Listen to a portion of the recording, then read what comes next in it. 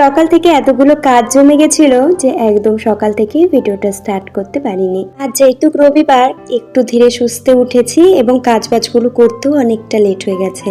এবার রবিবার থাকলে তো কাজের কোনো শেষ থাকে না, যেমন কাছাকাছি পুজোর তাড়া এগুলো করতে করতে একদম সকালবেলা থেকে ভিডিওটা আর শুরু করতে পারিনি। তার ফাঁকে তোমাদের দাদা ভাইয়ের সাথে একটুখানি চাকদা বাজারেও গেছিলাম।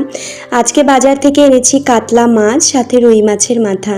কচু শাকটা কেটে কিন্তু আমি একটু লবণ জলে ভাপিয়ে নিচ্ছি।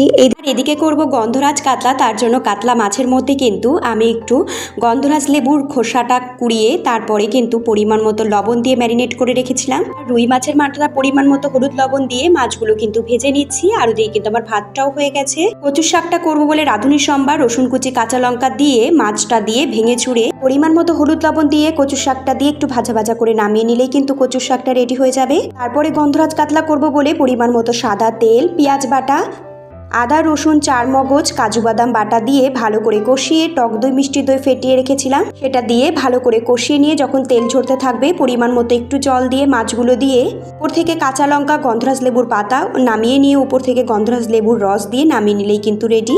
রান্নাবাড়ি সেরে গ্যাস ওভেনটা এবং কিচেনটা ক্লিন করে নিয়েছি। তো চলো, মোটামুটি ক্লিন করা হয়ে গেছে। স্নান ধুতি সেরে দুপুরের খাওয়া দাওয়াটা সবাই মিলে করে নিই। প্রথমে কচু শাক দিয়ে খাবো, তারপরে খাবো গন্ধরাজ কাতলা।